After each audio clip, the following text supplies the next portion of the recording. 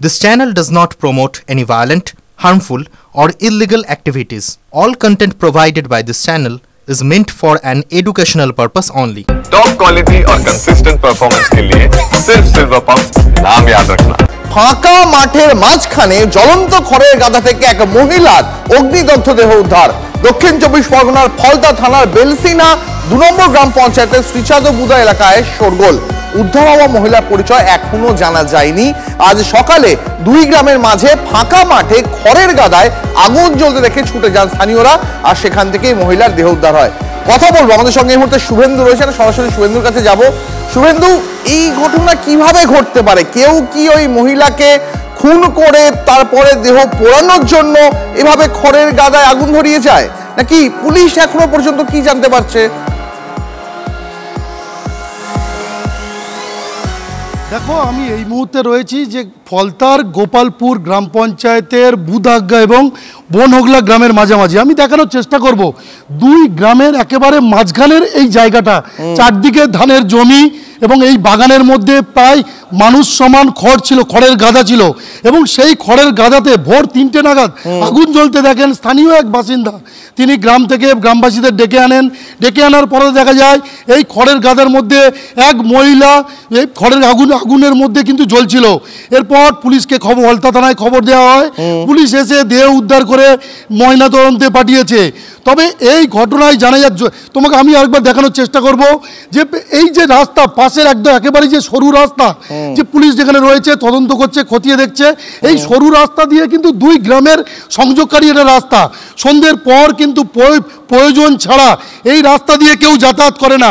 বনহগলা গ্রামে গতকাল একটা হরিনাম সংকীর্তনের আসর বসেছিল, পরে বিভিন্ন জায়গা থেকে মানুষজন তারা কিন্তু এই গ্রামে এসেছিল, এমনটাই গ্রামবাসী সূত্রে জানতে পারছি।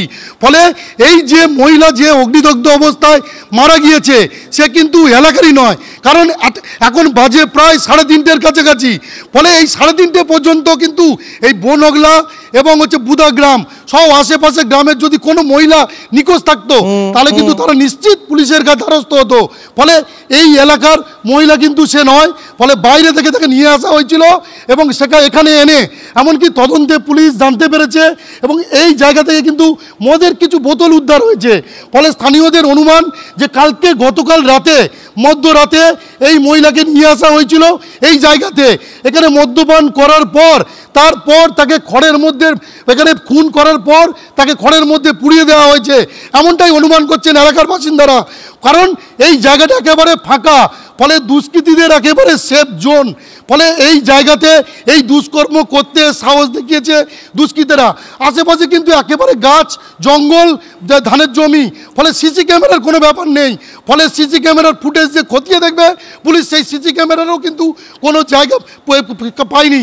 ফলে পুলিশ স্থানীয় বাসিন্দাদের সোর্স মারফত এই অপরাধের সঙ্গে যুক্তদের খোঁজ চালানোর চেষ্টা করছে। দীপ, একেবারে শুভেন্দু, তুমি যে আশঙ্কা প্রকাশ করছো তা যদি সত্যি হয় তাহলে বলতেই হবে এটা অত্যন্ত নৃশংস তো বটেই, ঘৃণ্য একটি ঘটনা। নজর রাখো। আপাতত অনেক ধন্যবাদ তোমায়। কেন ফলতায় কোনো আইনি শাসন নেই? কেন একটার পর একটা লাশ উদ্ধার হচ্ছে ফলতা থেকে অজ্ঞাত পরিচয়?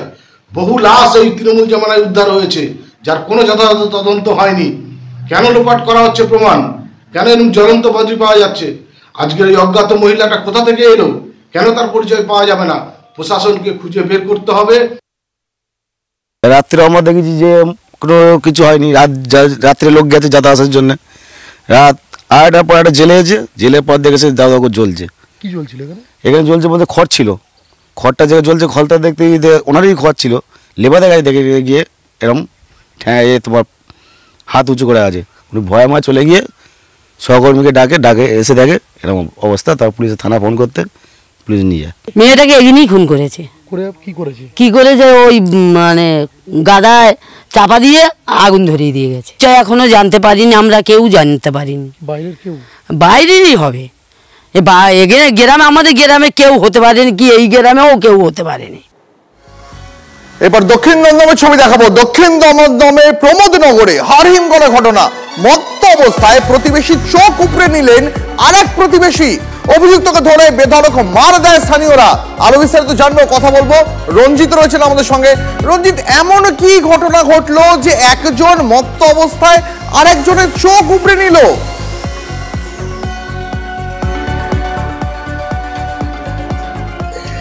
দেখো দীপ, সেটা স্পষ্ট ভাষায় আমি জানাতে চাইছি যে এইটা হচ্ছে প্রমোদনগর 3 নম্বর গলি, এবং এই 3 নম্বর গলি থেকে মদ্যপ যুবক প্রদীপ সরকার এই পথ দিয়ে হেঁটে যাচ্ছিলেন। ঠিক এই সময় অভিযুক্তর এইটা বাড়ি, তিনি এই গেটের সামনে যখন দাঁড়ায়, অর্থাৎ মদ্যপ যুবক প্রদীপ সরকার যখন এখানে দাঁড়ায়, এবং তারপরেই এই অভিযুক্ত কিন্তু তাকে বাইরে আসে। এরপরে বাক বিতণ্ডা হয়। ঠিক একটু এই জায়গাটা দেখাবার চেষ্টা করি। ঠিক এই জায়গায় কিন্তু বুকের ওপর চড়ে বসে এবং তারপরে মদ্যপ যুবককে চোখ উপড়ে নেওয়ার চেষ্টা করে। এর পরবর্তী ক্ষেত্রে, অর্থাৎ যারা স্থানীয়রা, এর পরবর্তী ক্ষেত্রে 7 সকালবেলার ঘটনা, সেক্ষেত্রে স্থানীয়রা খুব কম ছিলেন এবং প্রতিবেশী তারা সামনেই ছিলেন। তারা যখন জানতে পারে তখন এই অভিযুক্ত প্রদীপ সরকারকে কিন্তু ঘরের ভেতরে নিয়ে যায় এবং ঘরের ভেতরে নিয়ে যাওয়ার চেষ্টা করে। তারপরে কিন্তু স্থানীয় বাসিন্দারা তারা প্রতিবাদ করে। আর ঘটনাটা কি ঘটেছিল? আমি যখন সকালবেলা ঘুম থেকে প্রথম উঠেই দেখি এরকম বুকের উপর পা দিয়ে চোখের মধ্যে আঙুল ঢুকে করেছে। আমার অবস্থা খারাপ হয়ে গেছে। আমি কে করছিল? গোকুল। হ্যাঁ, গোকুল কেন করছিল সেটা আমি তার আগে কিছু জানি না। আমি তো তার আগে ঘুমিয়েছিলেন। তারপর দেখলেন যখন চোখ উপড়ে নেওয়ার চেষ্টা করছিল তখন কি প্রতিবাদ করে? ওই দৃশ্য দেখে সামনে যে যাচ্ছে, যদি আরেকজন আওয়াজ দিচ্ছে, বল তুই কে, তুই আর তোকে এরকম করবো। একেবারে দেখো, অভিযুক্ত যে গোকুল মন্ডল, তিনি কিন্তু এই ঘরের ভেতরে প্রদীপ সরকারকে নিয়ে যাওয়ার চেষ্টা করে। তারপরে কিন্তু এই স্থানীয় প্রতিবেশীদের চিৎকার চেঁচামেচিতে তারা আসে এবং তারপরে সেই প্রদীপ সরকারকে উদ্ধার করার জন্য স্থানীয় বাসিন্দারা এইখানে, এই যে ওর জানলা রয়েছে, এবং জানলা ভেঙে এই ঘরের ভেতর থেকে কিন্তু প্রদীপ সরকারকে বার করে। এরপরেই উত্তেজিত জনতা চড়াও হয় এই গোকুল মন্ডলের বাড়িতে। একটু দেখাবার চেষ্টা করি এই গোকুল মন্ডলের বাড়ি। ঘরের ভেতরে কিন্তু যত্রতত্রভাবে ভাঙচুর করা হয়েছে এবং তারপরে কিন্তু আহত অবস্থায় গোকুল মন্ডলকে উদ্ধার করে প্রথমে নিয়ে যাওয়া হয়েছিল দমদম হাসপাতালে, এবং সেখান থেকে শারীরিক অবস্থার অবনতি হলে তাকে নিয়ে যাওয়া হয় আরজি করে, এবং সেখানে মৃত বলে ঘোষণা। তার মানে রঞ্জিত, এখানে নৃশংস ঘটনা এক জোড়া। প্রথমে একজনের চোখ উপড়ে নেওয়ার চেষ্টা, তারপর অভিযুক্তকে ধরে কার্যত গণপিটুনি, আরজিকর হাসপাতালে নিয়ে গেলে তাকে মৃত বলে ঘোষণা করা হয়। রঞ্জিত, প্রশ্ন হচ্ছে এত নৃশংসতা কেন? এমন কি ঘটনা ঘটলো যে একজন আরেকজনের চোখ উপড়ে নেবে? স্থানীয়রা পুলিশে খবর না দিয়ে আইন নিজেদের হাতেই বা তুলে নিলেন কেন?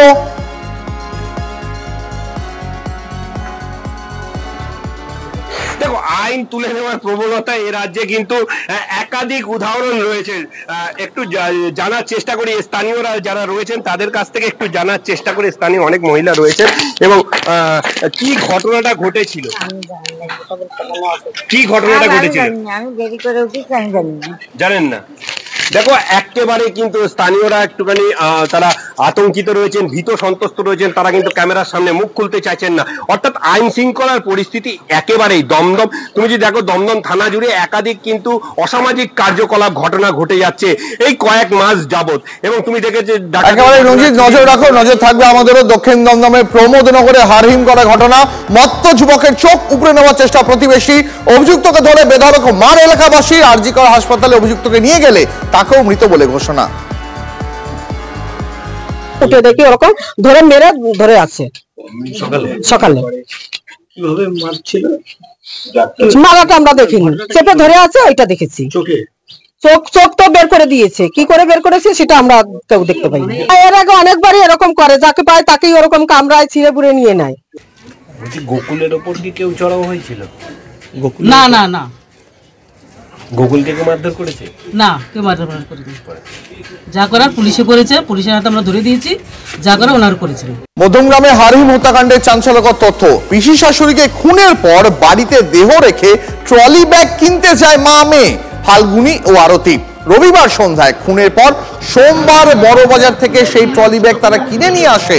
সেই নতুন ট্রলিতেও দেহ সম্পূর্ণ না ঢোকায় প্ল্যান করে মা মেয়ে দেহকে টুকরো টুকরো করে, তারপর সুনিতার দেহকে ট্রলি ব্যাগে ঢুকিয়ে গঙ্গায় ভাসিয়ে দেওয়ার পরিকল্পনা করে। পুলিশের জেরায় এমনটাই দাবি আরতি আর ফাল্গুনীর।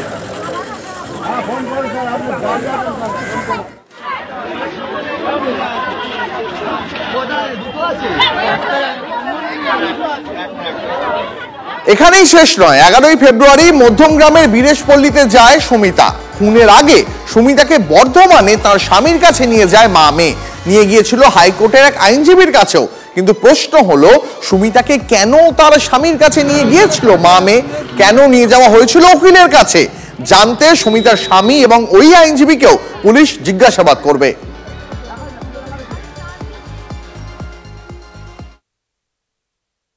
আমি খুবই স্যাড। আমি এই নিয়ে আর কোনো কথা বলতে চাই না। আপনার কি কাউকে মানে যারা জানি না, রিলেটিভ হয় কেউ? জানি না, খারাপ তো লাগবেই।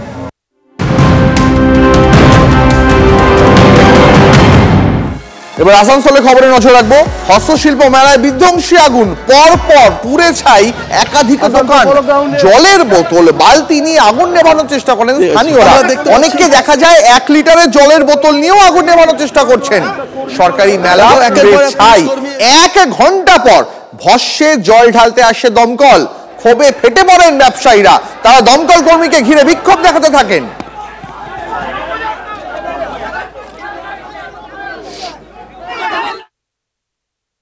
দামি দামি জিনিস যেগুলো ঘর সাজাবার মাদুর, সে সমস্ত মাদুর জিনিসপত্র পুড়ে গেছে। শুধু তাই না, আমি এদিকে আরও একটু দেখাবো, আরও হস্তশিল্পের কাজ দেখাবো। পিস ফায়ারগুলি রয়েছে, এগুলো ব্যবহার হয়নি, অর্থাৎ এর ব্যবহার আদৌ হয় কিনা, মেলাকর্মীরা বা আধিকারিকরা জানেন কিনা, সেই ঘটনা কিন্তু আমাদের চোখে পড়ছে। এবং এখনো পর্যন্ত কোনো বড় মাপের অফিসার যাদেরকে আমরা বলি, তাদেরকেও চোখে দেখতে পাচ্ছি না। এবং দমকল আসা মাত্রই কিন্তু তুমি দেখলে ক্ষোভ প্রকাশ করেছিলেন এলাকার মানুষজন যারা হস্তশিল্প নিয়ে এসেছেন। তারা বারবার বলছেন তাদের অনেক ক্ষয়ক্ষতি হয়ে গেছে। তবে কিছুটা হলেও আর এই আগুনে লেলিহান শিখা যেটা চলছিল সেটা কিন্তু কন্ট্রোল করা গেছে। এই কন্ট্রোলটা হয়ে যেতে পারতো যদি মিনিট 10 থেকে 15 মধ্যে দমকল ঢুকতো, তাহলে এতটা আগুন এতগুলো দোকানকে ক্ষতি করতে পারতো না। মূল মেলার ভেতরে রয়েছে, সেখানেও ক্ষতিগ্রস্ত কিছু হয়েছে। তবে আপাতত কিছুটা হলেও ড্যামেজ কন্ট্রোল হয়েছে, নিয়ন্ত্রণের চেষ্টা হয়েছে। এর ক্ষয়ক্ষতির পরিমাণ কারা এর ক্ষতিপূরণ দেবে, কি ব্যবস্থা ছিল, এই তদন্তের দাবি কিন্তু উঠেছে।